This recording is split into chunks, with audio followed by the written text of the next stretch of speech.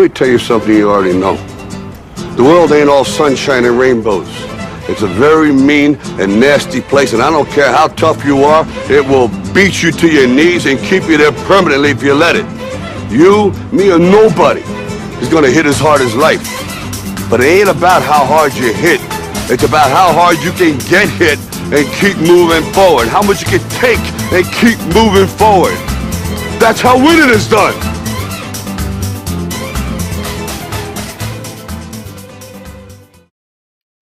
Hello, I hope everybody's doing good. Basically, this, as you know, is the second episode of Hamstring Chronicles, okay? So, this is obviously where we talk a little bit more about serious things. Now, the second phase of obviously, expanding on what I mentioned in the first episode, is basically a phase where you focus on strengthening the hamstring that has been previously injured. The first episode was looking at the first phase, which is obviously the immediate response to the injury and the early stages of the rehab process. As I mentioned in the previous episode, that phase can last a different amount of time depending on how serious the injury is. Okay, so so back to the strengthening phase. Okay, so basically, the purpose of this phase is very simple. You've recovered from your initial injury of varying degrees, slight strain to a full-on tear, and you've done your early phase rehab in terms of allowing the muscle to heal in the best way possible, laying the best foundations for you to go on and reclaim your previous levels of strength. Hope you didn't see that little bit of spit that came out of my mouth. So reclaim the previous levels of strength you had before you injured it, okay? And even advance it to higher levels to prevent further injury. Okay, so how do you go about doing this? Now, I know obviously like people like me and you, who maybe just have, standard gym membership, don't have, that constant physio attention, that ongoing physio attention as well, because I know what the physios are like at NHS. Once they've got you walking, they'll discharge you and just say, let you go on your way. And that is the fastest way to return back to being injured again, because after you leave the physio's room and they discharge you, there's an ongoing process of strengthening that needs to occur to correct any issues that you had before and to obviously get your body in the right condition to play football or even any other sport, but in this case football to the level you were playing at before. Now, the first thing to think about in the strengthening phase is obviously this is where the corrective stuff comes into play. Corrective stuff, what I mean by that is basically the exercises that you need to do to correct the issues that were the original reason why your hamstring got injured in the first place. Now, what those reasons can be can vary greatly.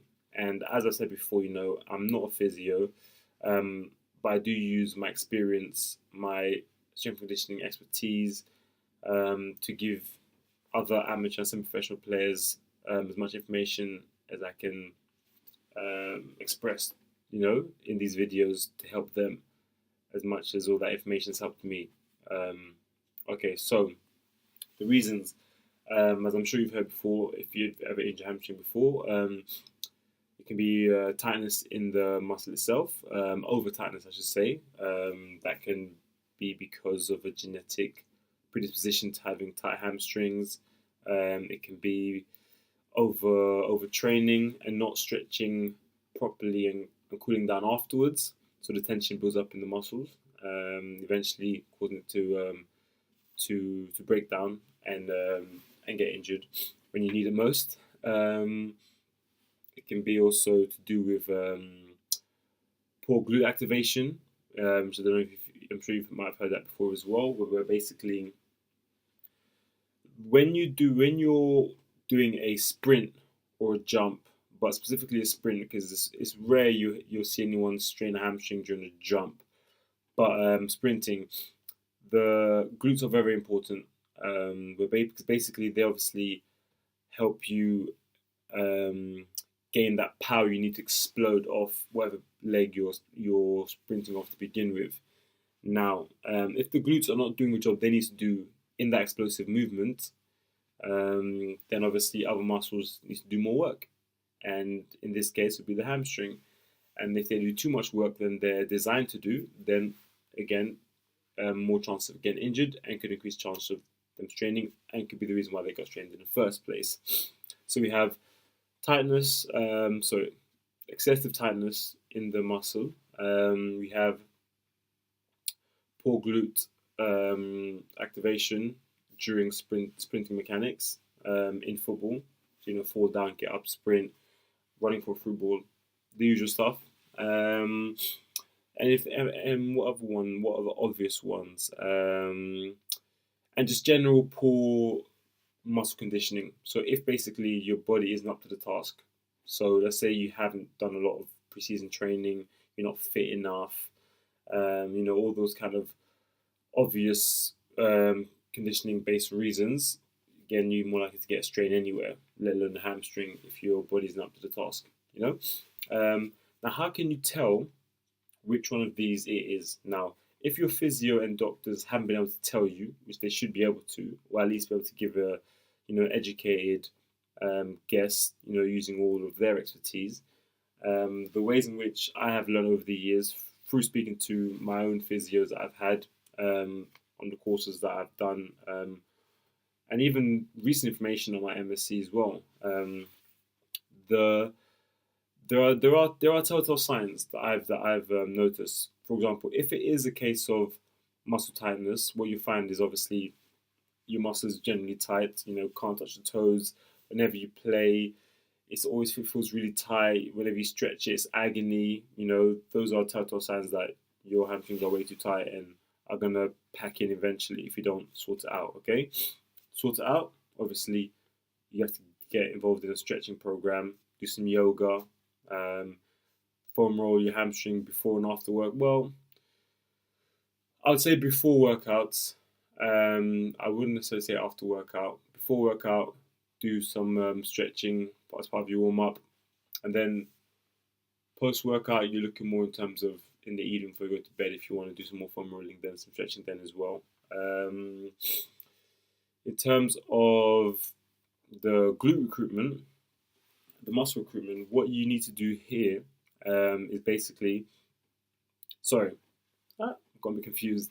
In terms of the telltale signs that the reason why you injure your hamstring is because of poor glute recruitment, glute activation, as in the muscle actually doing the job it needs to do, your bum that is, if you don't know what your glutes are, is basically if you strain your hamstring at the most earliest point of your explosive movements. For example, if you're running for a ball, you're playing football, if you're even sprinting on a track, or you're just running away from someone trying to tackle you in rugby, whatever it is, if your hamstring goes basically during the acceleration phase, so the moment you start your explosive movement, the moment you start going pow, pow, you start really pumping, that is a sign that your glutes are the issue, simply because it's at that phase, that drive phase, where you're leant forward.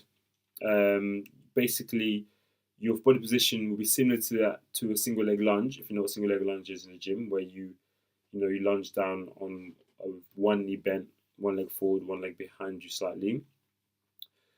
If you've noticed that you strained your hamstring during that moment of your sprint, so the very, very, very beginning. So as soon as you try to explode off, your hamstring went. That is a sign. Now remember, people, it's not the only sign, but it's one of the telltale signs that it's the glutes, because it's at that moment where the glutes are most important. Once you finish accelerating and you're at top speed and you're maintaining that speed, depending on what your form is, most human being mechanics at that point of your sprint is that your glutes will not be doing as much as they were then. Okay? At that point, it's a whole other type of thing that I won't get into now, in terms of what muscles are working, what forces are working in your body, etc., etc. But yes, so your glutes are not doing as much work in that point in your sprint. So when you're at top speed and you're just winging it down the right wing, for example, or left wing, running onto a through ball, you're just going, your left defender for dead. At that point, your glutes not doing as much. It's at the very beginning of your sprint when you're accelerating. If you notice your hamstring went then, or always goes then, that's a sign that your glutes are not doing the job they need to be doing. That's when their job is most pertinent. Okay, so that's the telltale sign of that. The telltale sign, obviously, of just poor conditioning is, for example, if your hamstring goes towards the middle to end of a match, let's say, or middle to end of a session, a workout session, let's say, because obviously, as the session goes on, as the match goes on, your muscle gets fatigued, your hamstring gets fatigued, as is normal. Lactic acid, running low on energy stores, etc., depletion of amino acids, all that kind of stuff. Yeah. So basically, when that fatigue sets in, your hamstring, if it's not conditioned enough to withstand that fatigue or that onset of fatigue, what happens is it says, I'm done. And then it goes, okay? So if your hamstring goes towards the middle end of especially towards the end of matches, that's a sign that it's more to do with poor conditioning. It's not 100%, okay? Sometimes it can be a combination of all three: tightness, poor glute recruitment, and poor conditioning. If that's the case, then you've had a shocking time and you need to just stop what you're doing, go to the gym and sort it out, okay? Because that's poor. But you never know. We're only human, and human body is a fragile thing, but a great thing though. So we have potential causes, telltale signs: tightness, as I mentioned earlier. We have poor glute activation, and then we have poor muscle conditioning. But yeah, these are the things that you look to sort out in the corrective phase of the strengthening phase of your hamstring rehabilitation process. So, as I said, with tightness, stretching, glute activation, it's now. Yes, so here we go. In terms of correcting these problems, I've already mentioned stretching and foam rolling for the tightness. Now we're looking at, obviously, glute to correct the poor glute activation. Now, people will tell you to do squats. Yeah, squats do work your glutes. That's not a lie. But they only work your glutes as well as they are able to engage. Okay, so meaning that if your glute activation is poor, doing squats all the time to help sort that out is not going to do anything, because the squat is replicating, not exactly, but it's replicating the movement that you were doing when you injured it in the first place. Okay, that acceleration drive phase, that power phase when you're exploding and your glutes are recruiting the most. If the glutes aren't working when you're sprinting, why would you think they're working when you're squatting? Okay, so what you have to do is combine that with some an exercise called it's got various names, but the bridges that you probably see people do at gym, where you lay on your back and you lift your bum off the ground up and down, okay, by squeezing your bum muscles. That's the very, very basic level. But as you get stronger, you take it up from there, adding weight, maybe bring yourself onto a bench, so you're hanging off the bench with your back on the bench, and so on and so forth. Hips go up and down with a weight, and that basically develops your glute muscles. And doing that as opposed to doing the squats is a better way to ensure that your glutes are working properly, okay? Because, as I said, if your glutes aren't activating properly, doing a squat is pointless, because your thighs, quads, will do most of the work, as they have been doing when you were sprinting and why you got injured in the first place. You're gonna see a video now of the glute bridge, and you'll see exactly what I mean by that. Okay. So to your hips, yeah. Don't try not to move your knees too much. Good. Much better. So yes, that was one of my clients, the lovely Tasha Lee, demonstrating the glute bridges. That's a very advanced one, because again, you're doing it, off the floor with an added weight to it, and resistance bands around the legs. The purpose of those bands are just to increase the activation of the muscles on the side of the bum, basically. Okay. In case you don't know its actual scientific name, just call it the outside of your glutes. Okay. Piriformis, for those who do know the fancy name for it. Okay. But the bands themselves are not necessary unless you have been told they are by a personal trainer, an S&C coach, a physio, a doctor, and so on. Doing them without the band should be sufficient, unless you know or have been told otherwise. Okay, So yeah, so there's that, and then obviously combining the glute bridges with the squats. I was gonna put a video of squats, but I'm pretty sure everyone knows what squats are. Okay, and if you don't, message me and I'll be glad to enlighten you. And also question why you don't know what they are. Obviously, you don't live a vigorous life. Only kidding. Yeah, so combining those with squats are a very good way to improve your glute recruitment because the bridges will increase their activation in an isolated state, i.e., on their own. No muscle really works on its own completely, but for sake of what I'm trying to say here is improve their working on their own. And then the squats basically, why you're combining them together, is because you're then taking the increased glute activation and then marrying it in with the rest of the lower body muscles, the thighs, etc., hip flexors, all the other muscles. Okay, so you wake up the glutes and then you show the glutes how to work together with its friends, the quadriceps and the hamstrings and the hip flexors. Okay, that's how you marry them both together. Well, next thing in terms of if your reasons are poor conditioning, basically what you're looking to do in the strengthening phase, if there are reasons why you're injuring hamstring were because of its poor conditioning, is obviously exercises to improve that. Now, I can go into a lot of detail about the rep range and sets and stuff. All depends on what you want, more endurance, more strength. But as we are in strengthening phase, and you want to focus on this with a muscle that is prone to tearing, make it stronger, is you want to drop the reps down. Obviously, the reps may be high, obviously, in your first 3 weeks rehab phase, because obviously, you just kind of get the leg moving, get the hamstring moving. You don't want to have heavy load as well, so obviously your rep range is quite high. When you get to the strengthening phase, that's when you've laid the good foundations in the first 3 weeks. Now we're going to do some serious work. Okay, so rep range will be very low. We're focusing purely on strength, so 6 to 8 reps. Sets, again, it's quite complicated depending on what part of the season you're in. If you're in the off season, if you're in season, how strong you are. But I don't want to go into too much detail with that right now. I think if you want to know more information about precisely how to implement these exercises in terms of sets and reps and volume, then please contact me on Facebook and I'll be happy to give you the 4-on-1 thoroughly. Because it's too much to go into now because the variables are just, there's a lot of them. Okay, but just know you're going strength reps, nice good load, and the exercises are deadlifts and hamstring curls. You will see videos of both those exercises in a moment, but let me just briefly go through them now.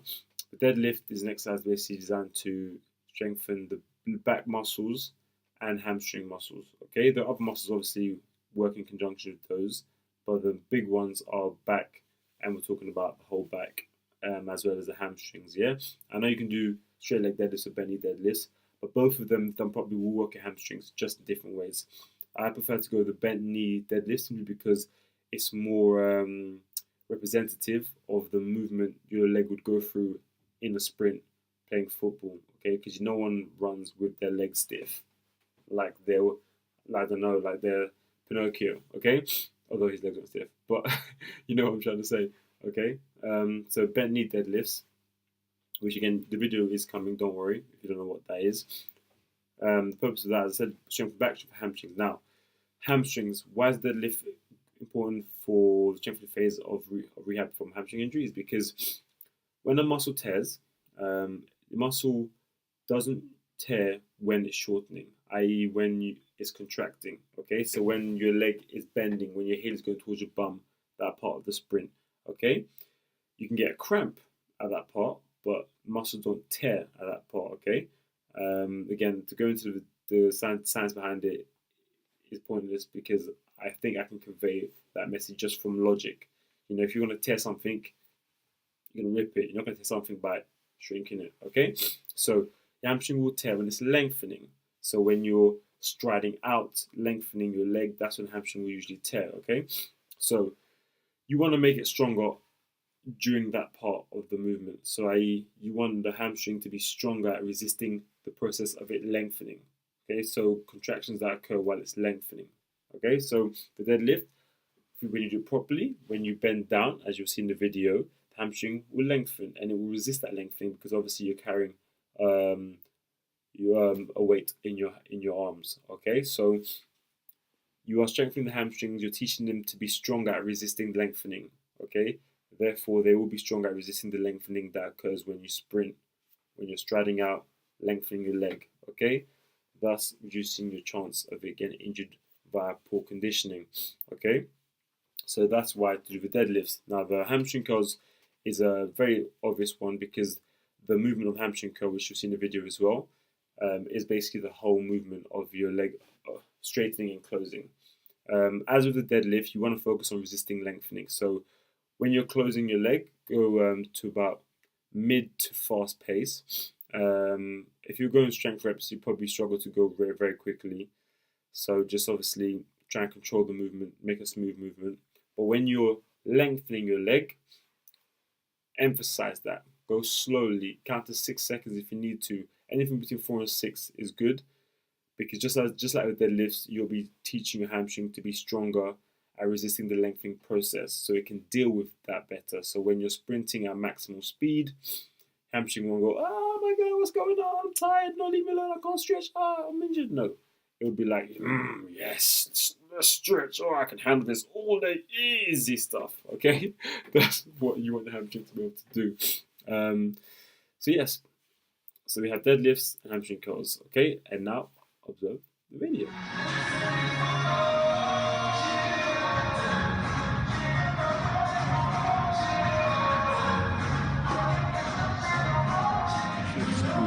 Squeeze those glutes, yeah? Hip extension. Nice. Do 12, okay? Okay, there you have it, the deadlift and the hamstring curls. So yeah, so I think if you can get yourself involved in doing those exercises, obviously in the right way in terms of sets and reps and so on, form and technique, I hope that you'll find that, as I have found, that it will improve the condition of your hamstring and reduce your chances of injury. Now, obviously, when you play sport, there's always a chance you're going to get injured. You can do all the exercises in the world, there's a chance you get injured. But that's obviously the risk you take when you play a physical contact game, and when you push your body to its limits to try and achieve the best possible version of yourself. So yeah, so all we're doing here, all I'm trying to do is just give you enough knowledge to bring that risk down to as low a number as possible. Okay, so we can have many weeks of good football. So if you are watching this, Langers, please try some of these exercises for yourself, because I think it could only benefit you. You know, it can't harm you. And if you haven't watched the first episode about the first 3 weeks or the first phase, of your rehab, please watch that too, because that will, I think, help you in the future or currently. And Lucas, aka Delicious Past Lucas, please also consider what you may have listened to me say in episode 1 and 2, because I think you remember you saying you've had some hamstring troubles in the past, and hopefully this can help you as well. And if in some weird Twilight Zone type way, an 18-year-old me is watching this, then heed my warning, Alpha, because if you don't, you're going to have many injuries to your hamstring.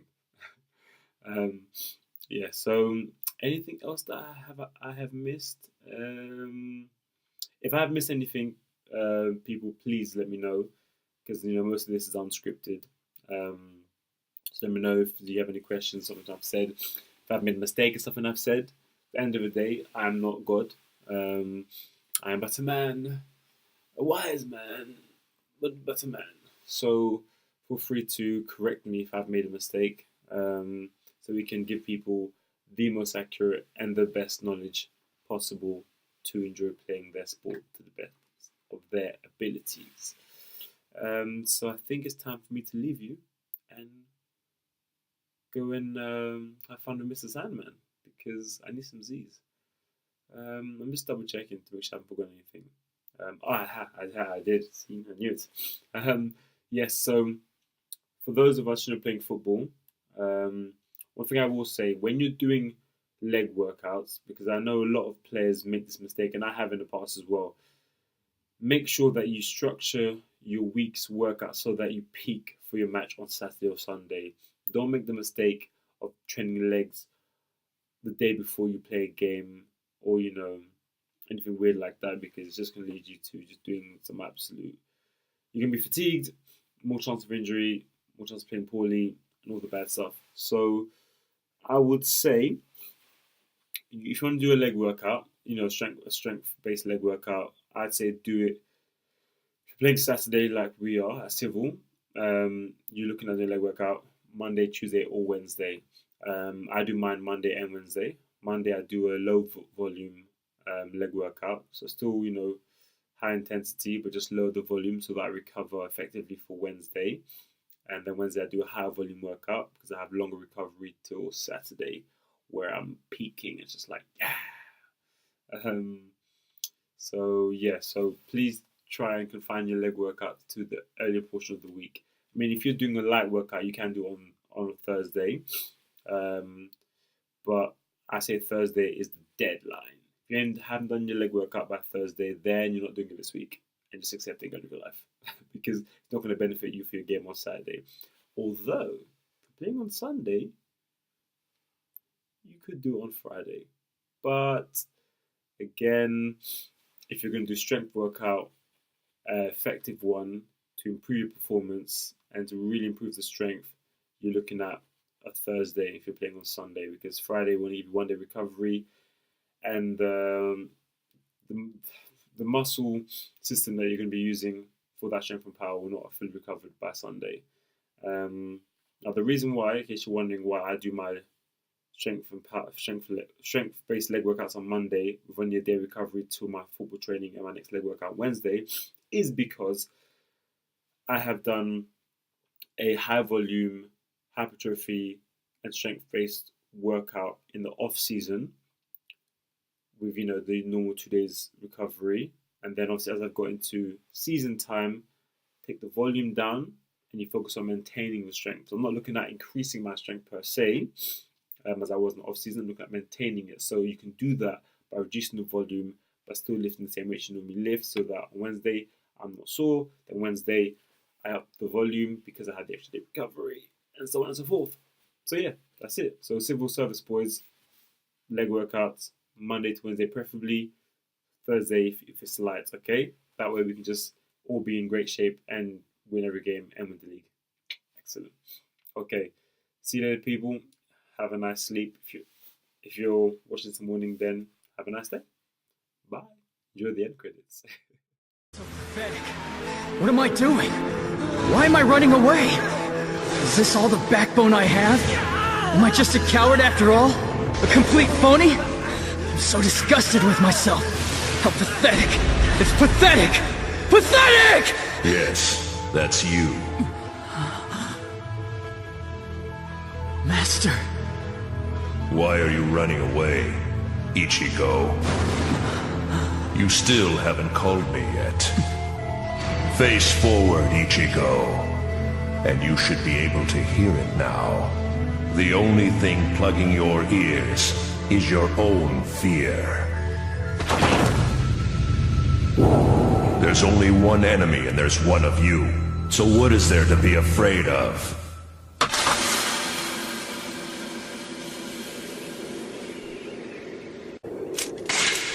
Abandon your fear. Turn and face him. Don't give an inch. Now, Ichigo. Advance. Never stop. If you retreat, you will age. Be afraid and you'll die. Now shout out my name! Zangetsu!